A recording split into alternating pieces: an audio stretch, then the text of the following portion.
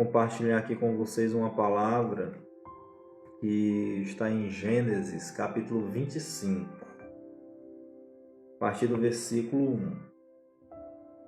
Amém? E diz assim, Desposou Abraão outra mulher, e chamava-se Quetura. Ela lhe deu à luz a Zinrá, Jocsã, Medã, Midian, Isbaque e Suá. Jocsã gerou a Sebá e a Dedã. Os filhos de Dedã foram Assurim, Letuzim e Leumim. Os filhos de Midian foram Efá, Efé, Enoque, Abida e Elda. Todos estes foram os filhos de Quetura. Abraão deu tudo que possuía a Isaque, porém aos filhos das concubinas que tinha, deu ele presentes, e ainda em vida os separou de seu filho Isaque, enviando-os à terra oriental. Amém? Aleluia. Deus é bom. Sua palavra dura para sempre. Aleluia. Então, meus irmãos, o texto que a gente acabou de ler refere-se à vida do patriarca Abraão, que havia acabado de perder a sua esposa, havia também já conseguido um casamento, arrumado um casamento para o filho dele. Isso aí está no capítulo 24, 23, amém? E assim, o que me chamou a atenção aqui nesse texto é o seguinte: desposou Abraão outra mulher, que chamava-se Quetura, certo? Note que Abraão, ele deixou para arrumar uma outra mulher após a morte de sua esposa Sara, amém? E Moisés colocou esse texto aqui propositadamente após a morte da mulher, não simplesmente por uma sequência de fatos, certo? Mas para demonstrar, para mostrar para nós, para o homem, que o casamento, a união conjugal, a família entre um homem e uma mulher duram até que a morte os separe, como a gente ouve, né? Como a gente jura. Eu sou casado, eu fiz esse juramento de ser fiel à minha esposa, cuidar dela, amá-la, até que a morte nos separe.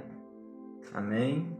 E nessa noite eu queria falar algumas coisas a respeito do casamento, tanto para você com que é casado, ou para você que pensa em algum dia contrair matrimônio, casar-se em nome de Jesus e desfrutar dessa bênção, que é o relacionamento com uma outra pessoa, certo? Que Deus ele coloca em nossas vidas. Moisés teve alguns objetivos em escrever o livro de Gênesis, certo?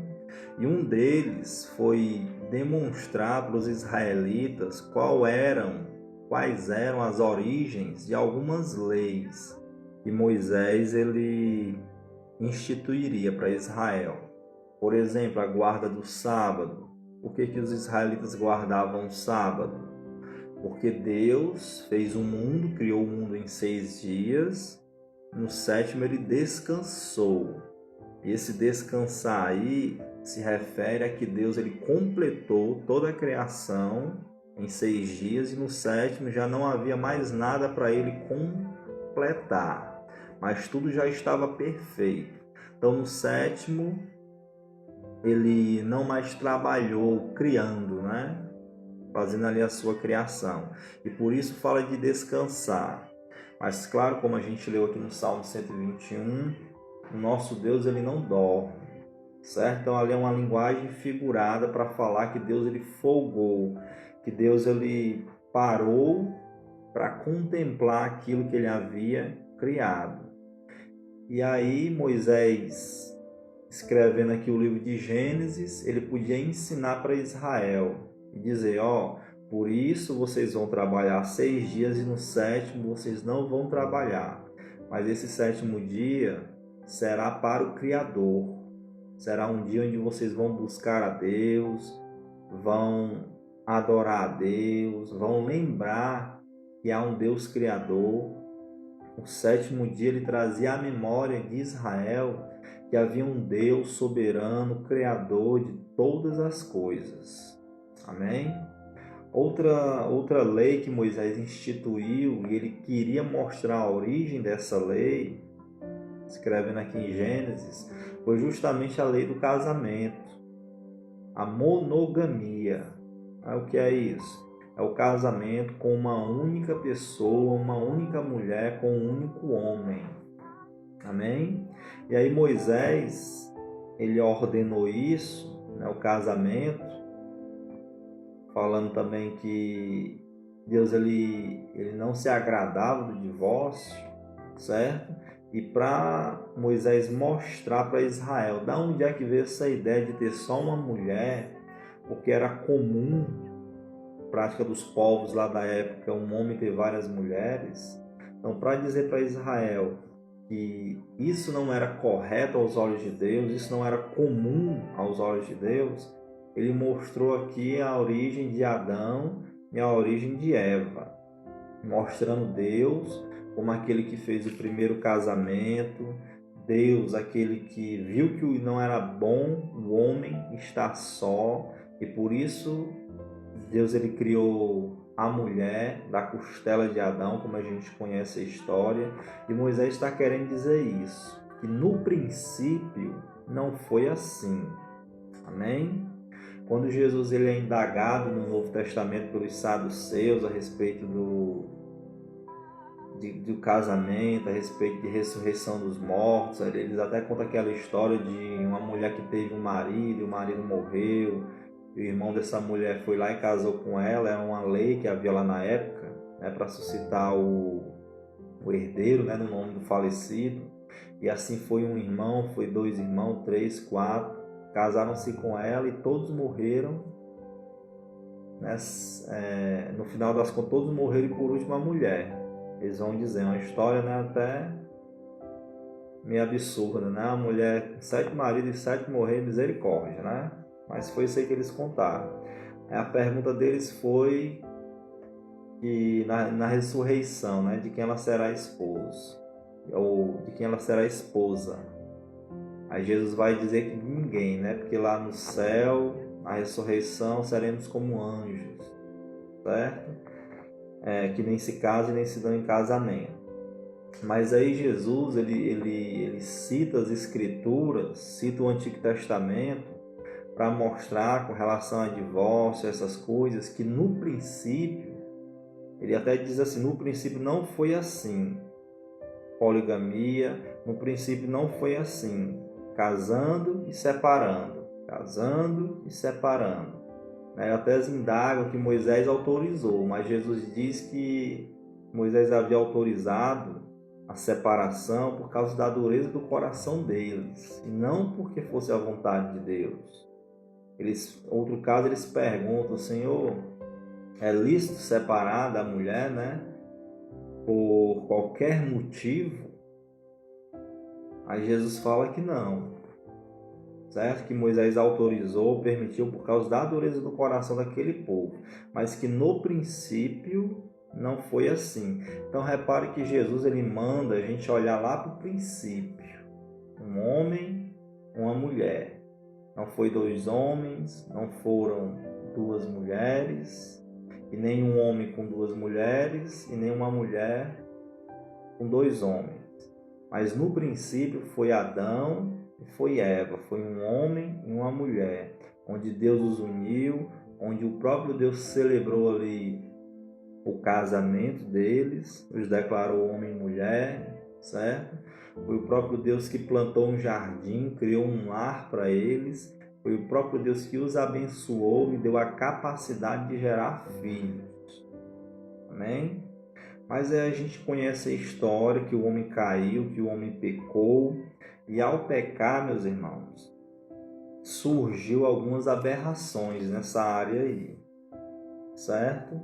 O casamento que era monogâmico passou a ser poligâmico, passou a surgir ali a poligamia. Logo, os descendentes de Caim, aqui em Gênesis capítulo 4, é o primeiro camarada aqui que vai tomar para si duas mulheres. Gênesis 4:19, é Lameque, que tomou para si duas esposas. O nome de uma era Ada e o da outra se chamava Zilá. A gente já percebe aqui os descendentes de Caim confrontando a Deus, certo? A gente percebe aqui os descendentes de Caim. Esse Lameque aqui era alguém terrível, certo? E ele já confrontando a Deus, mostrando a maldade. Versículo 23, Lameque faz um poema aí dizendo que matou, que assassinou, tal, fazendo aqui apologia à violência que não é de Deus, músicas desse tipo, né? Então, já ali, logo após a queda de Adão e Eva, essa questão aí, essas aberrações começaram a surgir no casamento. Amém? Mas a gente vê aqui na vida dos patriarcas que no começo não foi assim, meus irmãos, certo?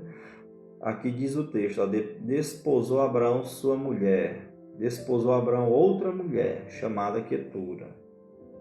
Moisés colocou propositadamente isso aqui após o falecimento de Sara. Então, assim, Moisés ele queria mostrar de onde vinham certas leis a Israel. Moisés também queria mostrar a forma correta de se viver. Amém? Então, se você... Eu estou lendo aqui agora, minha irmã, Gênesis 25, versículo 1, e eu li Gênesis capítulo 4, certo? No versículo 19, e vai falar aqui que Lameque tomou para si duas mulheres, né? Duas esposas, Gênesis 4, 19, e também aqui Gênesis 4, 23, vai falar um cântico aqui que ele fez para elas, fazendo apologia à violência. Amém?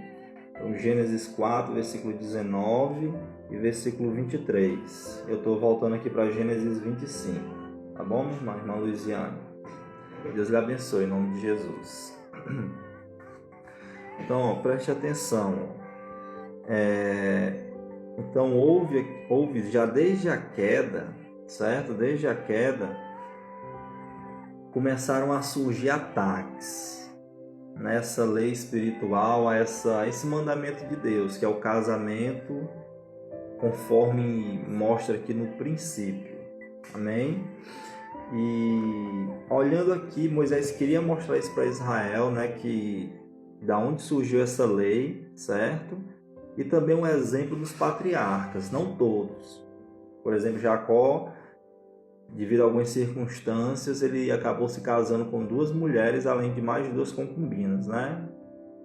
Era Raquel, Lia, a Bila, certo? Mas olha aqui o patriarca Abraão, que foi fiel a uma única esposa, a uma única mulher. Depois de Abraão e Isaac, amará somente a Raquel. Após a morte de Sara, esposa de Abraão, ele vai e contrai novas núpcias. E Moisés está querendo dizer o seguinte: o casamento é até que a morte separe, certo? A morte separando, a pessoa está livre para casar ou não, se ela não quiser, né? Fica na vontade da pessoa. Se ela decidir não quer mais casar e ela não tem nenhum problema nessa área aí, não vai viver pecando por causa disso, né? Então ela está livre para ficar solteira. Mas também, se quiser casar com a morte da pessoa, do cônjuge, ela está livre para casar. Amém? Então, os patriarcas honraram a Deus fazendo isso. Então, a mensagem para nós nessa noite é o seguinte: cuidado com as aberrações no seu relacionamento. Você que é casado, ou você que ainda está para casar ou deseja casar, certo? Nós não devemos construir um relacionamento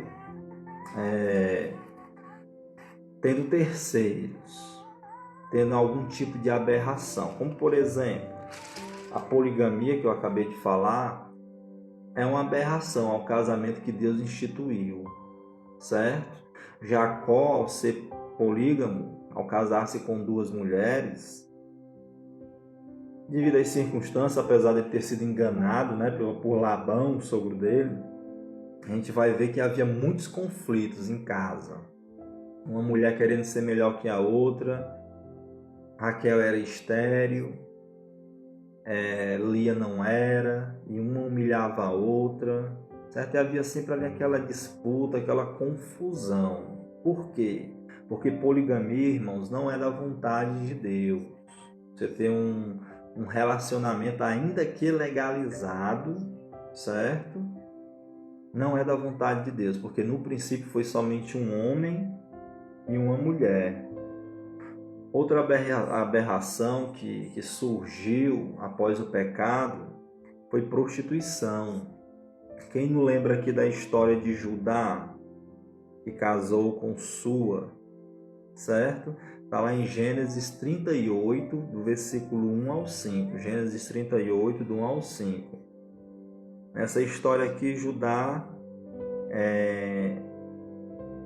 tinha uma queda, né, por prostitutas, acabou engravidando aquela que seria sua própria nora. Se disfarçou lá de prostituta e, devido a algumas circunstâncias, era para ajudar a ter dado um filho dele para casar com ela, cumprindo-se lá a lei, né, do cunhado, que se a mulher era casada com um homem, e esse homem morresse sem deixar filhos, o irmão deveria assumir a mulher e gerar um filho que seria filho daquele falecido, seria considerado filho daquele falecido. E Judá só protelando e enganando a mulher, certo? Até que ela arma uma cilada para ele, se veste de prostituta e fica no caminho dele, ele acaba se deitando com ela e não reconhece que é ela. E ela pega aquele bordão, né, o selo dele, como a gente conhece a história, e acaba engravidando. Certo? Ele acaba gerando um filho nela. E quantas jovens, né? Quantos meninos, homens e mulheres que são casados ou que ainda são solteiros, certo? Têm gerado filhos fora do casamento ou filhos da prostituição, certo? O sexo ele é para ser feito entre um homem e uma mulher no casamento, não fora. E aí Judá ele se relacionou com essa mulher, gerou um filho, gerou uma série de problemas. Quando descobriram que ela estava grávida, Judá mandou apedrejá-la, certo? Mas aí quando ela mostrou, através do sinete, né, através do cajado, que o filho era de Judá, que ele era tão pecador quanto ela, ele esqueceu esse negócio de apedrejamento, porque ele também teria que ser apedrejado, né? Ou seja, para apedrejar os outros era fácil, mas para assumir o erro dele e sofrer também o juízo e a condenação ele não queria, certo? E hoje em dia muitas pessoas estão sofrendo com gravidez indesejada, jovens, meninos e meninas sendo pai e mãe tão cedo, certo? Isso tudo aí é aberração. O que é certo é o casamento entre um homem e uma mulher. Então, se você, jovem, menino, menina, homem, mulher, não é casado ainda, se guarde. Se guarde para o momento certo, momento do casamento, onde Deus será glorificado. Ou então, você poderá sofrer na sua carne as consequências de um filho muito cedo, poderá ser uma mãe solteira, poderá ser um pai solteiro, certo? Isso daí vai trazer uma série de prejuízos na sua vida. Por exemplo, muitos jovens deixam de estudar por causa de filho que nasce, né? E também tem a questão de pessoas que são casadas, que engravidam, a mulher que engravida de um homem que não é o seu marido, ou um homem que engravida uma mulher que não é a sua esposa, aí vai trazer dor, sofrimento, certo? Para a sua família, para aquela criança que vai nascer, e fica aquele engodo todo ali. Isso tudo a Bíblia mostra aqui, irmãos, que é aberração. Tudo fugindo daquilo que Deus fez bom, que é a união entre homem e mulher. Então você que é jovem, que ainda não achou o seu príncipe encantado, a sua princesa encantada, tenha paciência, certo? A Bíblia fala de domínio próprio. Fruto do Espírito é domínio próprio. Se você não consegue se controlar, você precisa nascer de novo. Venha para Cristo e Cristo vai te abençoar, vai te ajudar, vai te dar uma pessoa especial para você casar, se relacionar, amar, alguém que verdadeiramente vai te amar, não só pelo teu corpo, mas também com a alma dessa pessoa. Ela vai te amar, te respeitar, certo? Verdadeiramente te amar do coração. Falando aqui de Abraão, no capítulo 19 aqui de Gênesis, o Senhor faz uma visita, 18. O Senhor ele faz uma visita a Abraão, onde Sara era estéril, certo? E o Senhor promete um filho para eles. E aí Sara está lá atrás da cortina só ouvindo a conversa entre o Senhor e Abraão. O Senhor se manifestou através de uma teofania, uma manifestação física de Deus. E conversando, e Deus disse, daqui a 1 ano eu te visitarei, Sara vai ter um filho. E no versículo 14, Gênesis 18, 14, Sara diz assim, Abraão e Sara já eram velhos, aqui no versículo 12. Quando Sara escuta que Deus ele iria dar um filho para ela, na velhice dela, e ela sendo doente, estéril, ela diz assim, o texto diz assim, riu-se, pois, Sara, no seu íntimo, dizendo, consigo mesmo, ela só pensou, certo? Depois de velha, e velho também o meu Senhor, terei ainda prazer? E disse o Senhor a Abraão, por que Sara riu? Dizendo, será verdade que darei a luz sendo velha? Acaso para o Senhor a coisa demasiadamente difícil? Daqui a 1 ano, nesse mesmo tempo, voltarei a ti, e Sara terá um filho. Mas o que eu queria destacar aqui é o seguinte, no 12. Sara falando no coração dela, ela chama Abraão de Senhor, certo? Senhor era um termo usado lá na época, na antiguidade, que denotava ali respeito àquela pessoa. Então repare que Sara, do coração dela, ela respeitava Abraão. Aqui ela estava meio incrédula, dizendo que não poderia mais ter filhos. Aí Deus mostra para eles que para Deus não há nada impossível. Amém? Ele disse, há alguma coisa demasiadamente difícil, né, para o Senhor? Não há. Mas note o detalhe, Sara riu e chamou Abraão de Senhor no coração. Por quê? Porque Sara verdadeiramente amava Abraão, respeitava Abraão. E é uma pessoa assim que Deus tem para você, que ainda é solteiro. E vocês que já são casados, são pessoas assim que Deus deseja que vocês sejam transformadas por Deus. Amém? Uma outra aberração que surge são casamentos mistos. O que eu quero dizer com casamento misto? Pessoas que não são da mesma fé, vamos dizer assim, o crente e o descrente. A gente pode trazer muitos problemas para nossas vidas. O homem, né?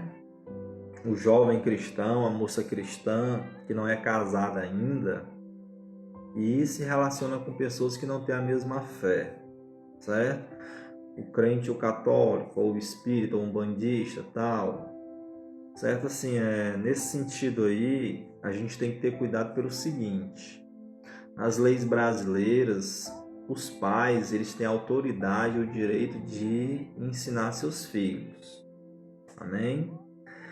Eles podem ensinar para eles a religião que eles quiserem, induzi-los ou procurar despertar neles uma profissão que eles desejarem, a educação compete, tanto religiosa quanto secular, aos pais. É isso que eu quero dizer.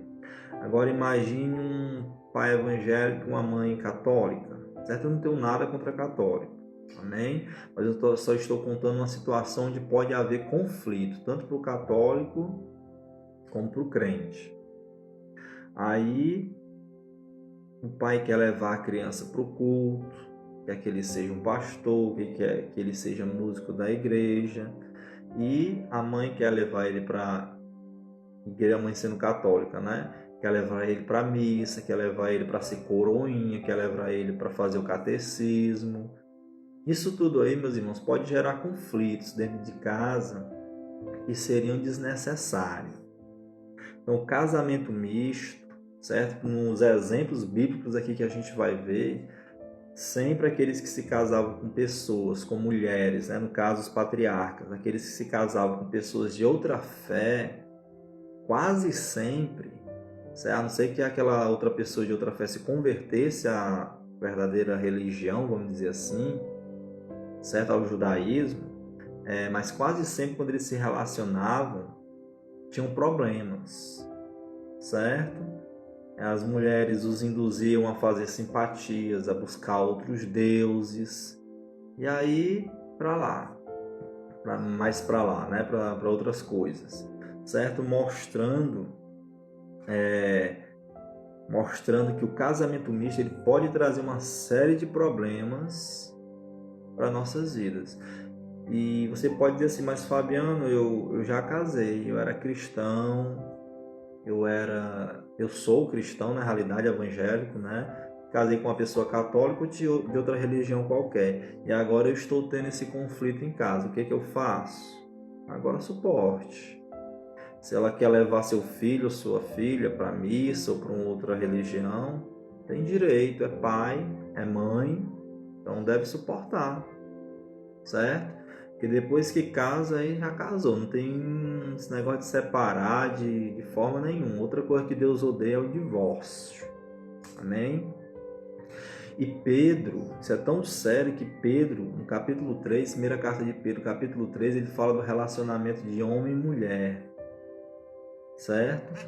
E aí ele vai falar lá que se a gente não tiver um relacionamento correto com o nosso cônjuge, as nossas orações serão impedidas, seja ele da mesma fé ou não. Então como é que você tem tratado a sua esposa, ainda que seja de outra fé?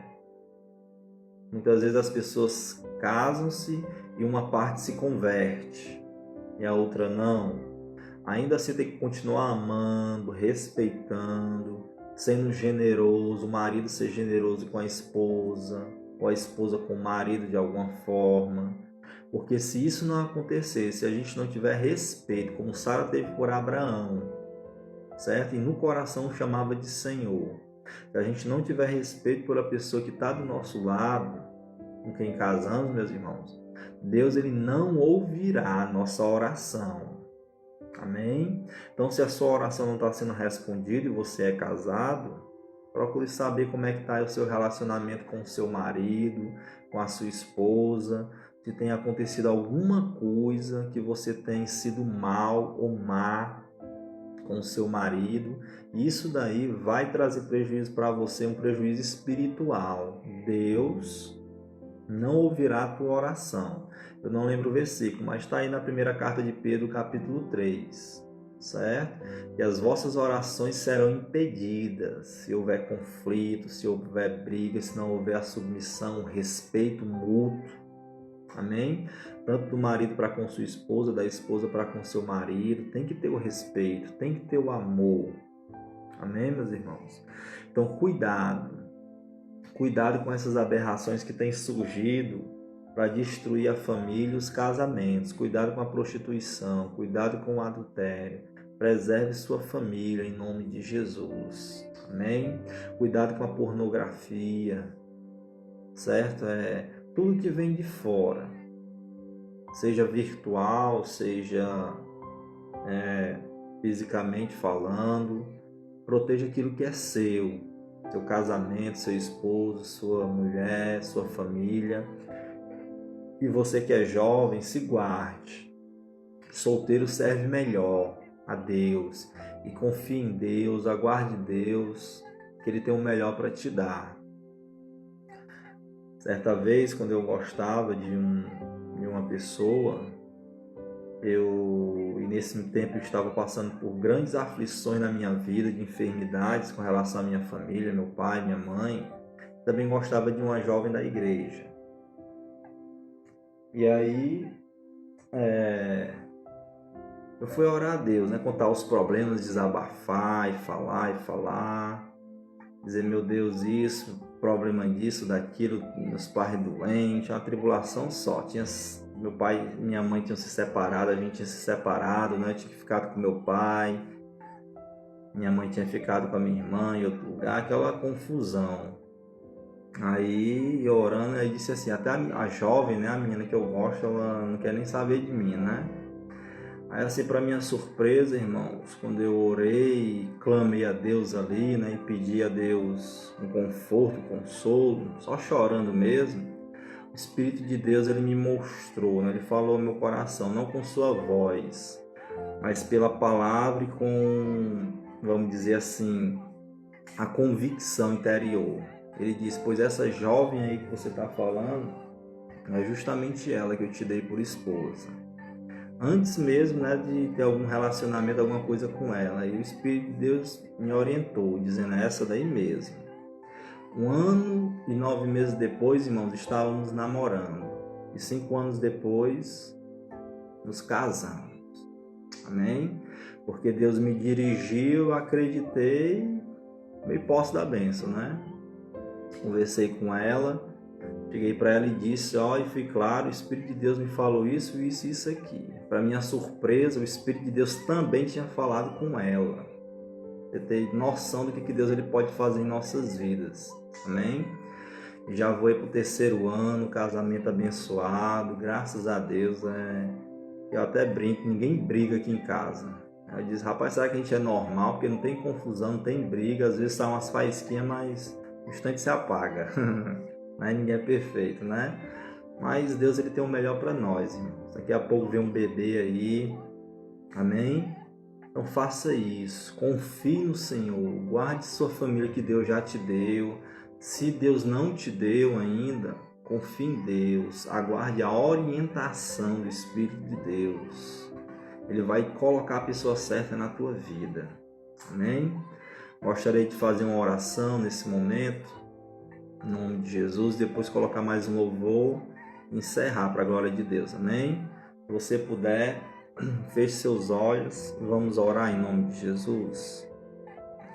Pai, em nome de Jesus, meu Deus, eu quero te agradecer, Pai, por sua bondade, por sua fidelidade, Senhor, pelo teu amor, pelo teu cuidado para conosco, para com nossas famílias, Pai. E eu oro, meu Deus, por este casal que está pensando em se separar. Meu Deus, que o Senhor intervenha, pois o divórcio não é de Deus, Pai. O Senhor disse, aquilo que Deus uniu não separe o homem. Então, meu Deus, abençoe este casal, abençoe esta jovem, esse rapaz, meu Deus, que ainda não casou, mas que sonha em casar, Pai. Que o Senhor dê paz, que o Senhor o oriente, o dê descanso e o conduza